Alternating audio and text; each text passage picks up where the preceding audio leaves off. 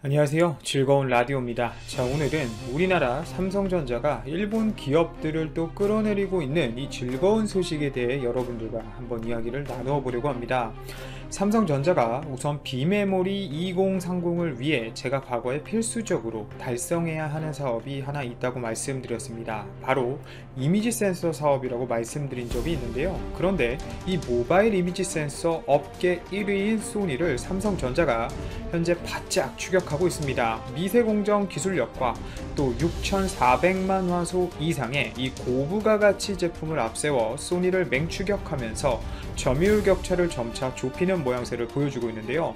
우선 경이적인 시장 점유율 상승을 보여주고 있습니다. 우선 작년이죠.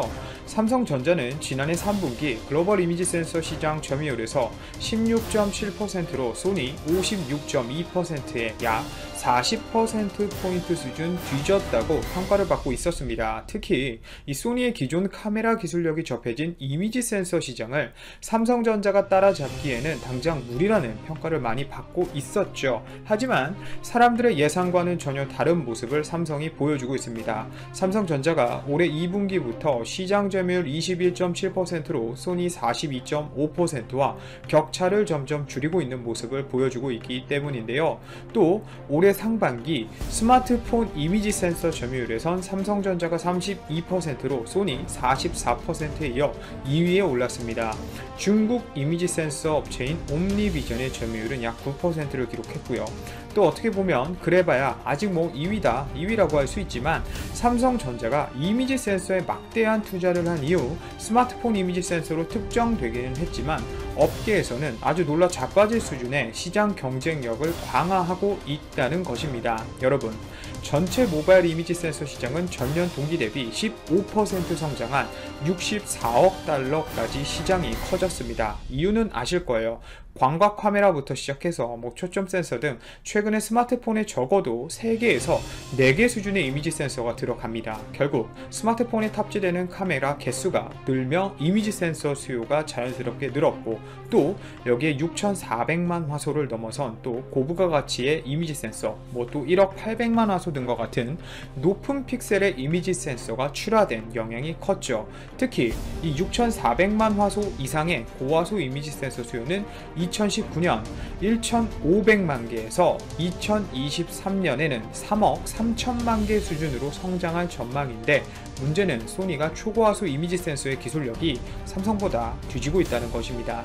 삼성전자는 기술력에 목숨을 걸고 최대 1억 화소 이상의 이미지 센서를 개발해 갤럭시 20 시리즈부터 탑재시켜 출고하면서 시장 경쟁력을 강화하고 있죠. 여러분, 방금 말씀드렸듯이 시장의 성장이 4년 동안 20배 이상 커지게 됩니다. 그런데 소니는 당장 삼성에 대응할 제품이 없다는 것이 가장 큰 문제라는 것을 저는 여러분들께 말씀드리고 싶습니다. 시스템 반도체의 하나인 이미지 센서는 카메라 렌즈를 통해 들어온 빛을 디지털 신호로 바꿔 이미지를 생성하고 DSP가 쓰이겠죠. 일반적으로 이 이미지 센서 픽셀의 크기가 작아질수록 빛을 받아들이는 면적이 줄어들게 되면서 자연스럽게 촬영한 이미지의 품질이 낮아지게 됩니다. 이에 따라 픽셀의 크기를 줄여가면서도 성능을 동시에 향상시키는 것이 이 이미지 센서 기술의 핵심이라고 볼 수 있는데요. 특히 아주 빠르게 확산되고 있는 초고화소 카메라 트렌드에는 초소형 픽셀 이미지 센서가 필수적인데, 당연히 제한된 공간에 더 많은 화소를 담으면서 얇은 디자인을 동시에 구현할 수 있기 때문입니다. 최근 이미지 센서의 활용도는 더욱 각광받고 있습니다. 기본적으로 스마트폰 카메라를 넘어서 이제는 차량용 블랙박스, 그리고 좀 더 나아가 최근 각광받고 있는 자율주행차, 특히 아우디 이트론 같은 경우는 사이드 미러를 아예 없애고 그 자리에 이미지 센서를 달아버리는 경우도 보여주고 있죠. 또 증강현실, 즉 AR에도 적용이 되면서 시간이 지날수록 이미지 센서의 활용 범위가 점점 넓어지고 있어 시장 성장 가능성은 지속적으로 높아질 전망입니다. 이러니까 당연히 삼성전자는 메모리 반도체에 이어 이 시스템 반도체에서도 1위에 오르기 위해 이미지 센서 발전에 힘을 쏟고 있는 부분이고요. 여러분, 올해 2월에는 업계 최초로 삼성전자가 최첨단 노나셀 기술을 적용해서 기존보다 카메라 감도를 최대 2배 이상 향상한 1억 800만 화소 모바일 이미지 센서인 아이소셀 브라이트 HM1 1을 출시했고, 지난 5월에는 이 DSLR 수준의 초고속 자동 초점 기능을 지원하는 1.2 마이크로미터 기반의 5천만 화소 모바일 이미지 센서인 아이소셀 GN1도 선보였습니다. 이후 지난달에는 0.7 마이크로미터 픽셀을 활용한 모바일 이미지 센서 제품 4종을 공개하면서 업계 최초로 초소형 이미지 센서 라인업을 구축해 기술력을 입증하고 있고요. 삼성전자가 또 외계인을 고문하고 있다는 소식이 전해지고 있습니다. 삼성전자는 향후 1억 5천만 그리고 2억 5천만을 넘어서 이제는 또 6억 화소 모바일 이미지 센서도 출시할 계획을 갖고 있는 것으로 알려지고 있는데요. 엄청나죠? 6억 화소 모바일까지 가게 되면 진짜 확대하면 솜털까지 다 보이는 상황이 올 것 같은데, 초소형 고화소 시장을 확대하고 센서 혁신 기술 개발을 지속해 한계를 돌파해 나가고 있는 삼성전자가 올해까지 보여준 시장 경쟁력 강화를 통한 점유율 상승력을 지속적으로 보여주면서 일본 소니를 시장에서 아주 납작하게 만들어주길 아주 크게 기대해봅니다. 개인적으로 디스플레이 사업처럼 삼성전자가 일본 소니를 아예 넘어버리고 일본 소니가 결국 이미지 센서를 삼성전자에게 주문하는 날이 오면 정말 재미있는 상황이 올 것 같은데요. 이미지 센서 시장마저 뺏겨버리는 일본 소니는 과연 어떻게 될까요? 또 최근 미국이 중국 화웨이에 대한 제재를 9월 15일부터 시행을 하면서 반도체를 수출하려면 미국 상무부의 허락을 맡아야 되는데, 일본 소니의 최대 매출처 중 하나가 바로 중국 화웨이입니다. 여러분, 매출 11조 수준에서 약 20%에서 많게는 최대 25%까지의 이 매출 비중을 차지하고 있는 화웨이를 당장 잃었으니 당장 올해만 해도 많은 매출 타격을 받게 되지 않을까라는 예상이 됩니다. 예상되는 수치로는 소니의 2020년도 이미지 센서 사업의 영업이익이 전년 대비 약 45% 수준 감소한 1조 4,300억 원 수준으로 그칠 것으로 전망이 되고 있는데요. 삼성전자가 제가 어제 말씀드렸지만 올해 3분기에만 벌어들인 영업이익이 12조 3천억 원 수준인데, 소니의 실적이 이제는 얼마나 초라한 수준인지, 그리고 기업의 가치가 이제 얼마나 차이가 나게 되었는지 단번에 알 수 있는 대목이 되었습니다. 자, 또 뿐만이 아닙니다. 일본의 마지막 자존심 반도체 기업이라고 여겨지는 전 도시바 메모리 현 키옥시아 홀딩스 또한 스마트폰용 메모리칩 매출이 전체의 40% 수준까지 중국 시장에서 차지하고 있는데, 미국의 화웨이 제재 영향이 더욱 커질 예정입니다. 미국과 중국의 마찰로 반도체 시황 불확실성이 고조되면서 예정되어 있던 도쿄증권 거래소 상장도 연기해버렸죠.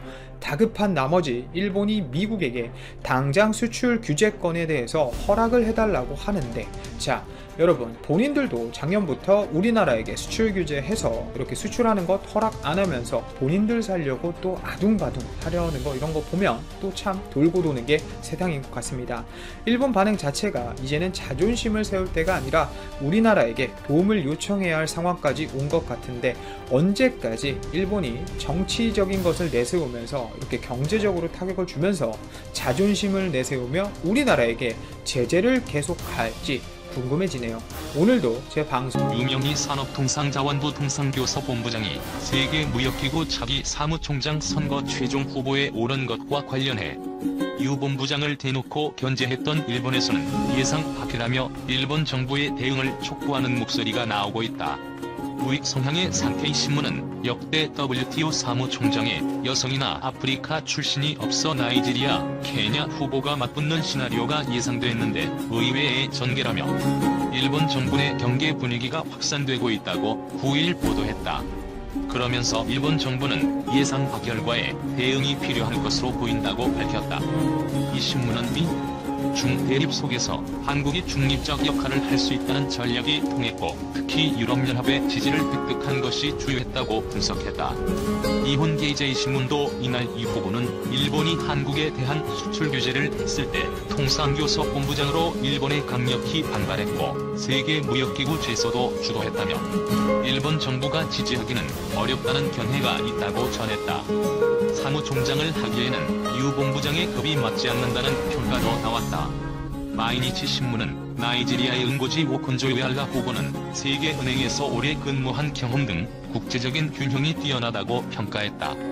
반면 유 후보에 대해선 실무 경험은 있지만 관료 출신으로 세계무역기구 사무총장은 강력급이 맞는다는 관례에 맞지 않는다며 국제기구의 수장으로서는 경량급이라는 견해가 있다고 보도했다. 또 이 신문은 유 후보가 사무총장이 돼도 개별 사안에 관여할 수 없지만 일본 내에서 우려하는 목소리가 높아질 가능성이 있어 정부가 경계심을 갖고 있다고 전했다. 세계무역기구는 이달 19일부터 27일까지 164개 회원국의 의견을 모으는 과정을 진행한 뒤 다음 달 7일께 최종 결론을 낼 예정이다. WTO 총장 선거 딜레마에 빠진 일본. 세계무역기구 사무총장 선거에서 유명희 한국산업통상자원부 통상교섭본부장과 응고지 오콘조-이웨알라 전 나이지리아 재무장관이 최종 후보로 남으면서 일본 정부가 어려운 선택에 봉착했다는 분석이 나온다. 일본에는 징용 판결에 대한 사실상의 보복 조치로 한국에 대한 수출 규제를 강화했다가 WTO에 제소당한 상황이라서 유 본부장이 WTO 사무총장이 되는 것을 경계하는 분위기가 있다. 하지만 오콘조-이웨알라 후보가 당선되는 경우 중국의 영향력이 커질 가능성이 있어 일본 정부가 선뜻 어느 한쪽을 지지하기 어려워 보인다.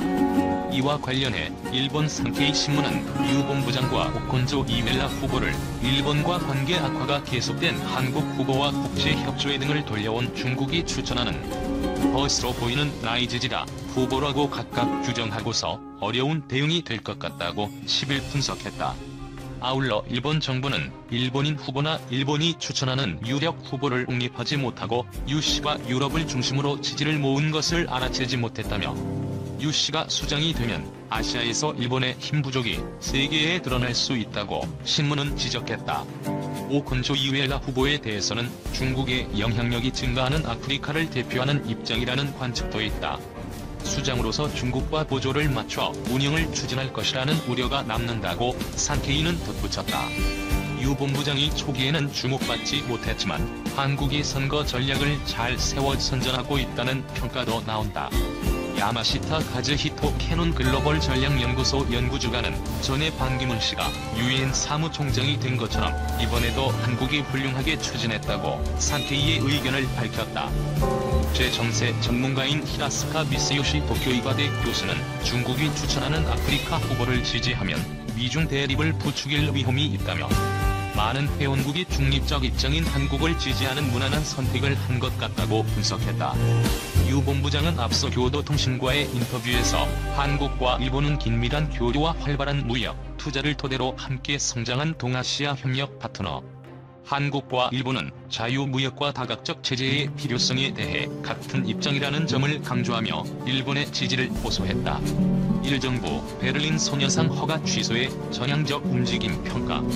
일본 정부는 9일 독일 수도 베를린 당국이 도심에 세워진 평화의 소녀상 설치 허가를 취소한 것에 대해 전향적인 움직임이라는 입장을 밝혔다. 일본 정부 대변인인 카토 카스노부 관방장관은 이날 정례 기자회견에서 베를린 미테구가 지난 7일 소녀상 설치를 주관한 한국 관련 시민단체 코리아 협의회에 오는 14일까지 철거 요구 공문을 보낸 것과 관련해 계속 상황을 주시하겠다면서 전향적인 움직임이라고 평가했다. 카토 장관은 이어 위안부 문제 해결을 확인한 2015년 한일 합의와 관련해 착실한 시행을 요구해 나가겠다며 한국 정부를 압박했다. 베를린 미테구는 사전에 알리지 않은 비문을 설치해 독일과 일본 간의 관계에 긴장이 조성된 점을 허가 취소 이유로 밝히고 있다. 또 미테구가 한국과 일본 사이에 갈등을 일으키고 일본에 반대하는 인상을 준다면서 일방적인 공공장소의 도구화를 거부한다고 설명한 것으로 알려졌다. 이 문에는 제2차 세계대전 당시 일본군이 아시아, 태평양 전역에서 여성들을 성노예로 강제로 데려갔고 이런 전쟁 범죄의 재발을 막기 위해 캠페인을 벌이는 생존자들의 용기의 경의를 표한다는 짧은 설명이 담겨있다. 그러나 독일 측의 이런 움직임은 일본 정부 요청에 따른 것으로 보인다.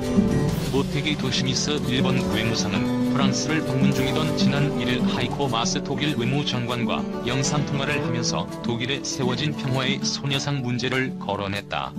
당시 일본 언론 보도에 따르면 모테기 외무상은 마스 장관에게 베를린 중심부의 위안부상이 일본 정부 입장과 어긋나는 것이라며 철거될 수 있도록 협조해달라고 요청했다. 프랑스를 방문한 모테기 외무상은 원래 독일도 갈 예정이었지만 경호원이 신종 코로나 바이러스 감염증 확진 판정을 받은 뒤 마스 장관이 자가격리에 들어가자 독일 일정을 취소하고 전화회담으로 대체해 양국 현안을 논의했다. 모테기 외무상은 미국 후인 지난 6일 기자회견에서 마스 장관과의 화상회담 때 소녀상 철거를 위한 협력을 요청했는지에 대해 본 건에 관해 대화가 있었다고 인정했다. 그는 동서분열에서 하나의 베를린이 태어났다. 여러 사람이 오가고 공존하는 도시가 베를린이라고 생각한다며 그런 베를린에 상을 설치한 것은 적절하지 않다고 주장했다. 이에 대해 한국 정부는 일본군 위안부 피해자에 대한 일본의 과거 사과에 반하는 행위라고 비판하고 있다.